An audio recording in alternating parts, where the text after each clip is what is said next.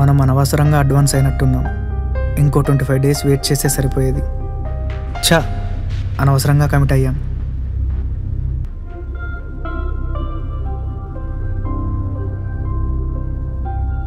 మనమేం వాంటెడ్లీ కలవలేదు కదా, అన్ఎక్స్పెక్టెడ్గానే జరిగింది. అదేం పెద్ద తప్పు కాదు, నువ్వేం పెద్దగా ఫీల్ అవ్వక్కర్లేదు. 1 hour నుండి కంటిన్యూస్గా బ్లీడ్ అవుతూనే ఉంది. ఎంత వర్జిన్ అయితే మాత్రం ఇంతలా బ్లీడ్ అవుతుందా? నాకెందుకో భయంగా ఉంది. వెయిట్ చేసింది చాలు, హాస్పిటల్ వెళ్దాం పదా. ప్లీజ్ స్నేహ.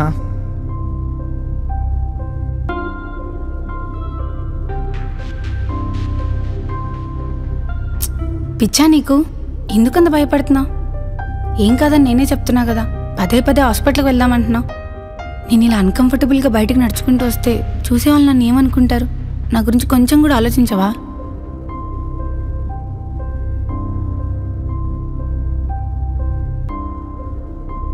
నేను వాళ్ళందరికీ ఆన్సర్ చెప్తాను. నాకు నువ్వు ఇంపార్టెంట్.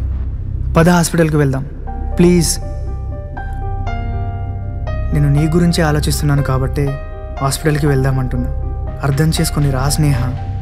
వాళ్ళేమనుకుంటారో వీళ్ళేమనుకుంటారో అని ఆలోచించి ఇంతలా బ్లడ్ పోతున్నా ఇక్కడే ఉండిపోతావా?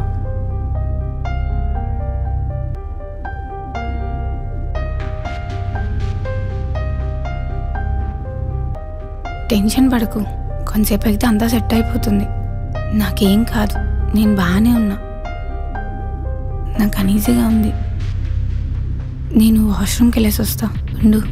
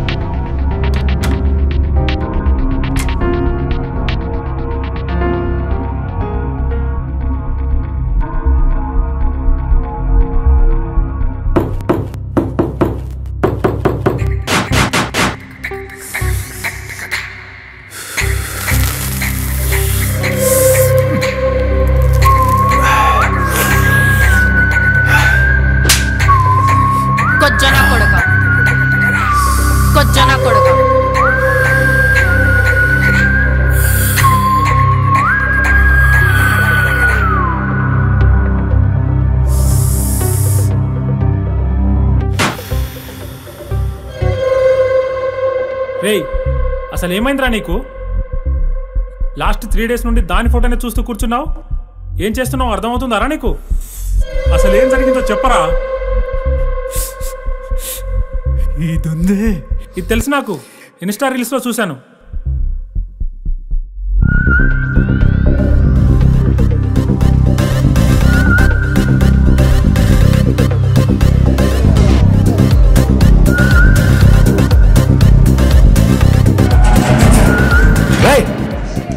చూసుకోండ్రా.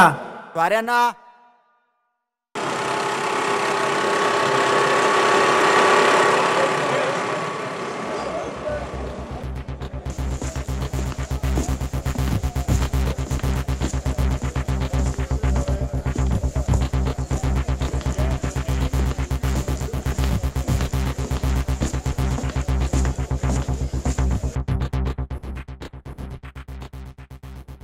ఇక్కడికి ఎందుకు వచ్చావే? మరి ఇంకెక్కడికి రావాలి? ఓకే, మనం బయటికి వెళ్ళి మాట్లాడుకుందాం పద.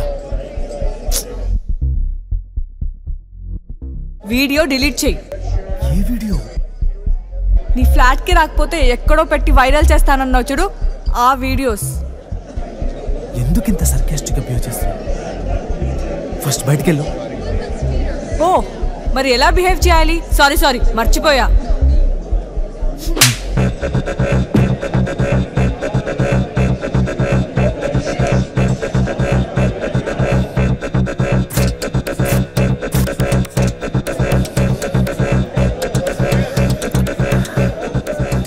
ఈసారికి చెప్పు దెబ్బతో సరిపెడుతున్నా.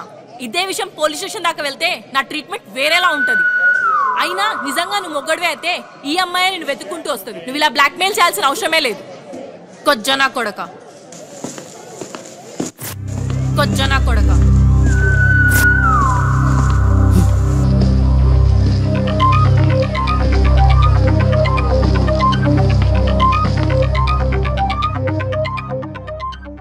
ఏ రోజైతే ఈవెంట్లో అందరి ముందు చెప్పుతో కొట్టించిందో ఆ రోజు నుంచి ప్రశాంతంగా బతకలేకపోతున్నాను రా.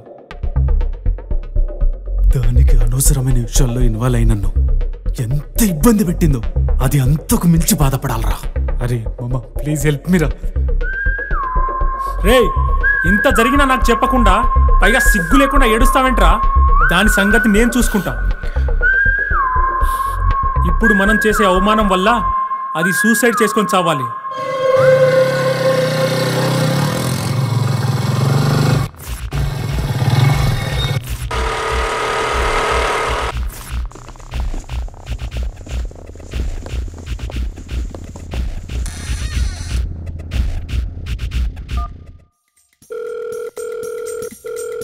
హలో పోలీస్ స్టేషన్, నేను గోల్కొండ రిసాలా బజార్ నుండి కాల్ చేస్తున్నానండి.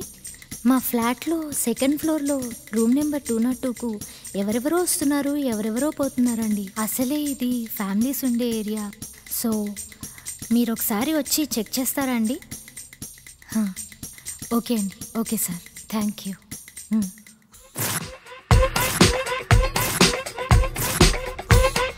మీరు చెప్పిన పేమెంట్కి అయితే అమ్మాయి రాదు. మీరే ఆలోచించుకొని ఇంకో మాట చెప్పండి, సరేనా?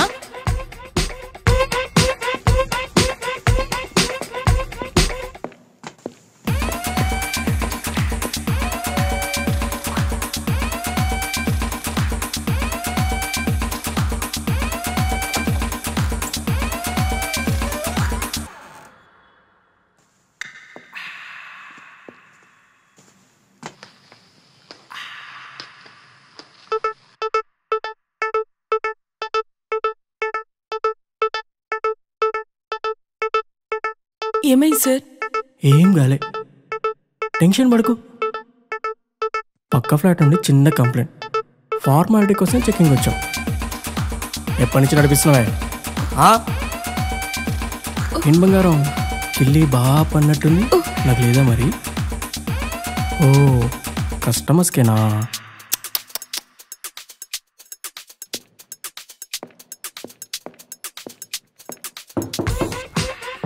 My dear boys and girls, కష్టపడింది చాలు, కాస్ట్యూమ్ చేసుకుని కిందకు వచ్చేయండి. నువ్వు ఇటు రా బంగారం. అయ్యో ఎందుకు అలా భయపడుతున్నావు? టెన్షన్ పడకు. బిజినెస్ అన్నాక ఇలాంటివి కామనే. ప్రమోషన్ చేయాలి, అప్పుడే కదా కస్టమర్స్ వచ్చేది. భార్గవ్ గారు వెళ్ళి వాళ్ళ డీటెయిల్స్ తీసుకుని అందరిని కింద తీసుకురండి. పేమెంట్ దా. ఇప్పుడు ఈ బిల్డింగ్ మొత్తం మందేనా, లేకపోతే సిటీలో చాలా బ్రాంచెస్ ఉన్నాయా? నేనంటే నీకు ఇష్టమే లేదు. నువ్వు నన్ను అన్ని రకాలుగా దూరం పెడుతున్నావు ఈ మధ్య. మౌనిక నువ్వు అనుకున్నట్టేం కాదు, ముందు కత్తి కింద పడే. నేను పడాను, నా మీద నీకు ప్రేమ లేదు, నువ్వు మారిపోయావు. మౌనిక కూల్ డౌన్ మౌనిక, మేము మీ గురించి మాట్లాడుతున్నాం. ఏదో పేమెంట్ ఇష్యూ అనుకుంటా.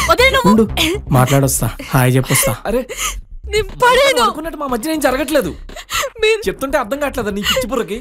మీ ఇద్దరి మధ్య ఏం లేకపోతే దాని ఇంటికి తీసుకొచ్చి కొలుగుతావా నువ్వు? అమ్మాయి నువ్వు అనుకున్నట్టు కాదు మౌనిక. మౌనిక చచ్చిపోతాను, నేను చచ్చిపోతాను. పేమెంట్ సెట్ అవ్వట్లేదా? రేయ్ ఏం జరుగుతుందా ఇడా? అమ్మాయి ఫస్ట్ ఆ కత్తి కింద పడే పడే.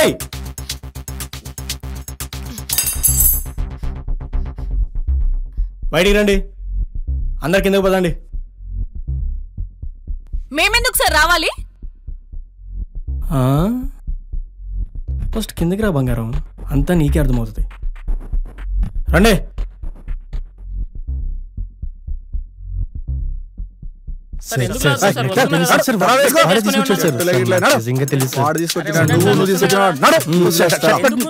తీసుకురండి.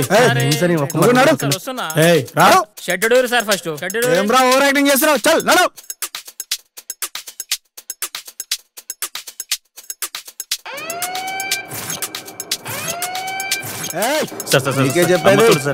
మీ డీటెయిల్స్ చెప్పండి.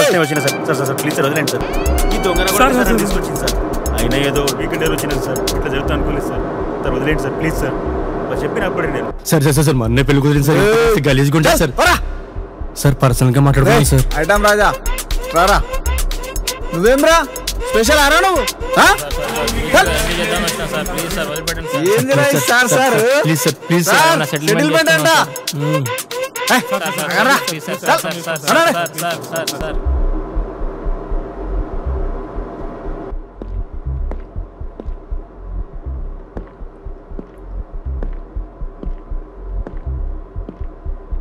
ఏందే ఎక్కడ రెడీ చేసినా మీరే దొరుకుతురు? సిటీ మొత్తంలో ఉన్న మొగోల స్ట్రెస్ మీరే తీరుస్తురా ఏంది? ఈసారి ఎవరు మీ ఏజెంట్? పండుగడు సార్. ఏడు మరి రాలే? పొద్దునొచ్చి మిమ్మల్ని కలుస్తా అన్నాడు సార్. మమ్మల్ని కూడా పట్టించుకోమను. వీళ్ళెవరు? ఈ కంపెనీనా లేక వేరే కంపెనీయా? ఫిగర్లు గట్టిగా ఉన్నారు. Sir mind your word sir. అసలు మాకు వాళ్ళకి సంబంధమే లేదు. ఏందే ఎక్స్ట్రాలు మాట్లాడుతున్నావు? దొరికిందే రాంగ్ ప్లేస్లో. రాంగ్ ప్లేస్ లో దొరికితే రాంగ్ పర్సన్స్ అయిపోరు కదా సార్. రాంగ్ ప్లేస్లో దొరకపోతే వీడికి ఎందుకు వచ్చినావు? ఏం చేస్తున్నావు? పెద్ద పతివ్రతలా మాట్లాడుతున్నావు. ఐఎమ్ ఇషాని. సైకాలజీలో మొన్ననే మాస్టర్స్ కంప్లీట్ అయింది. సరే వీడికి ఎందుకు వచ్చినావు? Emergency situation. పేషెంట్కి కౌన్సిలింగ్ ఇవ్వడానికి వచ్చాను. ఎవరా పేషెంట్? నేనే పిలిచాను సార్. ఈమె నీకెలా తెలుసు? ఇషాని డూ నథింగ్ అనే కాన్సెప్ట్ ద్వారా చాలా మందికి తెలుసు సార్.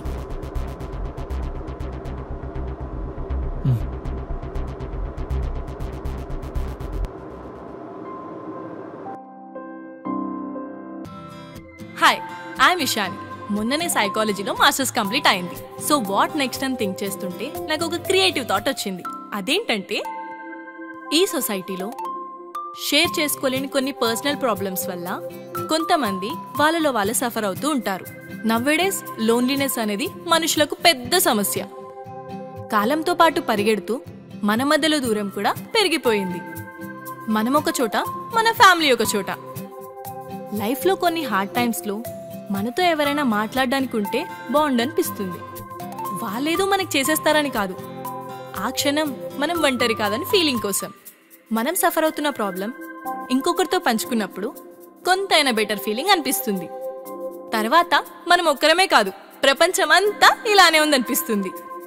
మనం చిన్నప్పటి నుంచి చివరి స్టేజ్ వరకు ఏదో ఒక సందర్భంలో ఎవరినైనా ఒకరిని పర్సనల్గా హర్ట్ చేసే ఉంటాం.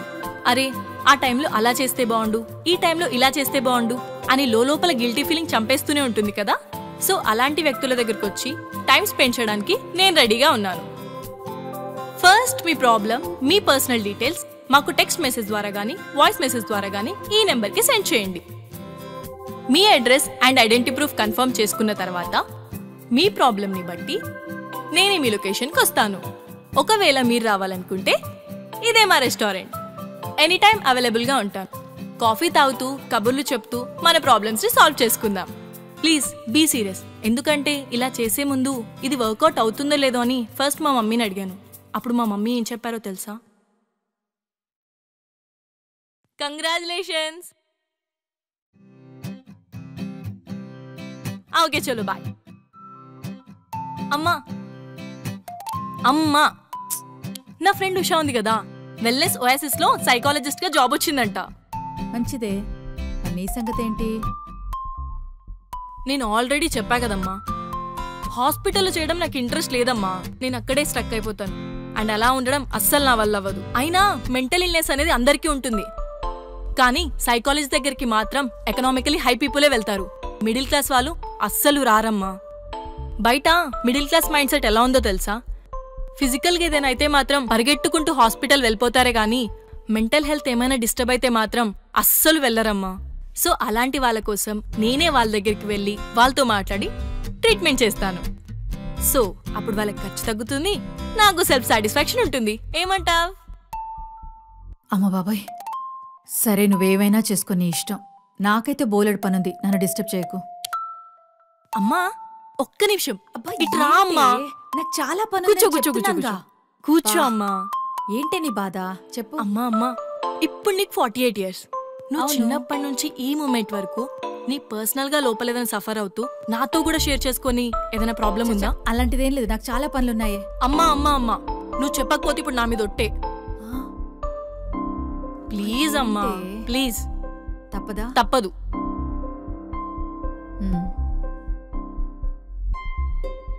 నీకన్నా ముందు నాకు కొడుకుండేవాడు. వాడు పుట్టుకతోనే ఫిజికల్లీ హ్యాండిక్యాప్. వాడంటే ఇంట్లో ఎవరికి ఇష్టం ఉండేది కాదు. నా అత్తమామలైతే ఏ రోజు కనీసం వాడితో ప్రేమగా ఉండింది లేదు, ఆడుకున్నది లేదు. పైగా ఈ అవిటివాడు మా వంశానికి వారసుడని, అది ఆలోచిస్తేనే చాలా అసహ్యంగా ఉందని సూటిపుటి మాటలతో వేధించేవాళ్ళు. ఆ టైంలో మీ నాన్న కూడా పెద్దగా పట్టించుకునేవారు కాదు. ఓ రోజు ఆఫీస్ నుంచి ఇంటికి రాగానే వాడు శవమైపడున్నాడు. అందరినీ నిలదీసి అడిగితే అదొక యాక్సిడెంట్గా చిత్రీకరించారు. కానీ నా ఒక్కదానికే తెలుసు అది యాక్సిడెంట్ కాదని. నా బిడ్డని దూరం చేసిన ఆ దుర్మార్గులకు దూరంగా ఆ ఇంటిని ఆ క్షణమే వదిలేసి 5 నెలల గర్భంతో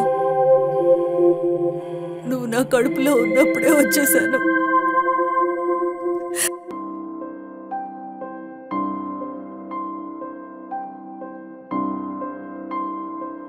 మా మమ్మీ చెప్పింది విన్నాక ఐ వాజ్ షాక్డ్. తను ఆ పెయిన్ని, ఎమోషన్ని 25 ఇయర్స్గా లోపలనే దాచుకుంటూ అనుక్షణం కుమిలిపోయేది. తను నాతో షేర్ చేసుకున్నాక కొంత రిలాక్స్గా అనిపించింది. బీ రెడీ గైస్, మీ ప్రాబ్లమ్ని పంచుకోవడానికి నేను రెడీగా ఉన్నాను. Bye bye. ఓకే,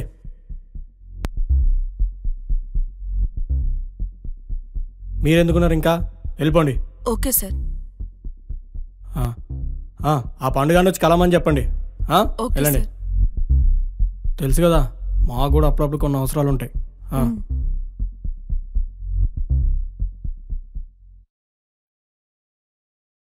ఇదంతా బాగానే ఉంది కానీ ఏమైనా ఎందుకు పిలిచావు?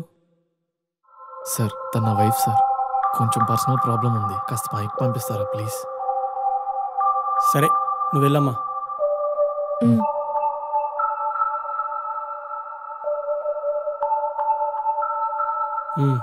చెప్పు. సార్ నా వైఫ్కి బార్డర్ లైన్ పర్సనాలిటీ డిజార్డర్.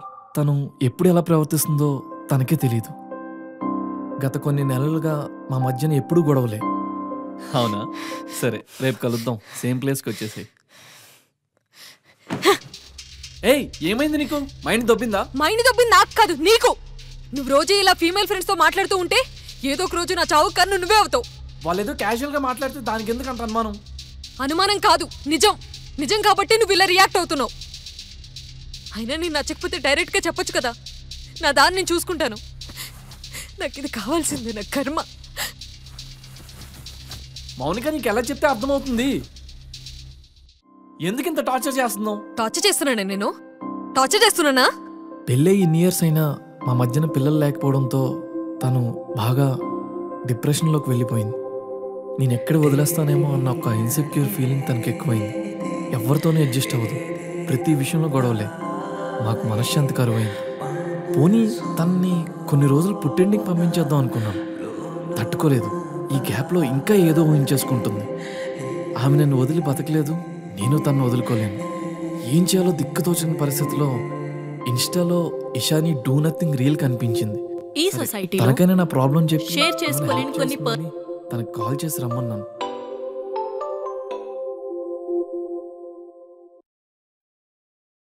మేమిద్దరం అలా హాల్లో మాట్లాడుతున్నప్పుడు బెడ్రూమ్లో పడుకొని ఉన్న నా వైఫ్ వచ్చి మమ్మల్ని ఇద్దరిని చూసి తను ఏదేదో ఊహించేసుకుంది. ఉండండి, దాంతో సంతోషంగా ఉండండి మీరు. మౌనిక, మౌనిక ప్లీజ్ వదలను. అరే, నేనంటే నీకు ఇష్టమే లేదు. నువ్వు నన్ను అన్ని రకాలుగా దూరం పెడుతున్నావు ఈ మధ్య. మౌనిక, నువ్వు అనుకున్నట్టేం కాదు. ముందు ఆ కత్తి కింద పడే. నేను పడాను. నా మీద నీకు ప్రేమ లేదు, నువ్వు మారిపోయావు. Mounika, cool down Mounika. మేము మీ గురించి మాట్లాడుతున్నాం. ఫస్ట్ వదిలే నువ్వు. అరే, నేను పడాను. అనుకున్నట్టు మా మధ్య ఏం జరగట్లేదు. చెప్తుంటే అర్థం కావట్లేదు నీ పిచ్చి బుర్రకి. మీ ఇద్దరి మధ్య ఏం లేకపోతే దాని ఇంటికి తీసుకొచ్చి కొలుగుతావా నువ్వు? ఆ అమ్మాయి నువ్వు అనుకున్నట్టు కాదు మౌనిక. మౌనిక, చచ్చిపోతాను, నేను చచ్చిపోతాను. పేమెంట్ సెట్ అవ్వట్లేదా? ఇంతలో మీరు వచ్చి ఇలా రమ్మనేటప్పటికి ఇలా అయింది సార్. ఇలాంటి మూడ్ స్వింగ్స్ అయ్యే రోగాలు కూడా ఉంటాయా? ఏం లైఫ్ రా ఇది. నువ్వు పైకి పో, మళ్ళా ఏమైనా చేసుకుంటుందేమో, జాగ్రత్త చూసుకో. పో.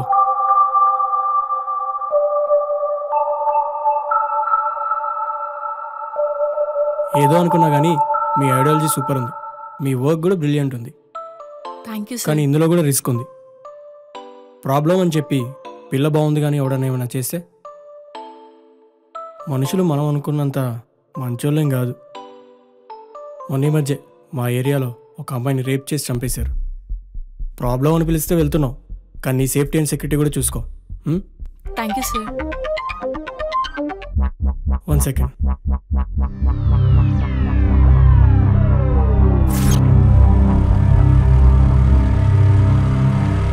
ఏమైంది? ఏమన్నా ప్రాబ్లమా? ఇందాక మీ మొబైల్లో మెసేజ్ వస్తే చూశాను. వాల్పేపర్లో ఉన్నది మీ వైఫా? అవును. ఏమైంది? పర్లేదు చెప్పు.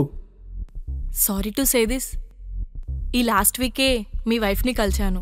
హో, ఆమెకేం తక్కువైనాయంట? నగలా చీరలా?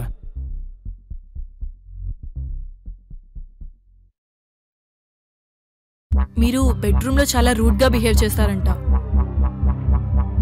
కొన్నిసార్లు తనకి ఇష్టం లేకపోయినా మీరు ఫోర్స్ చేస్తారంట. ఆమె ఏడుస్తూ చెప్పింది, అండ్ ఇబ్బంది కూడా పడుతుంది. ఆమె శరీరాన్ని మాత్రమే కాదు, ఆమె మనసును కూడా అర్థం చేసుకోండి. మృగంలా కాదు, మనిషిలా బతకండి.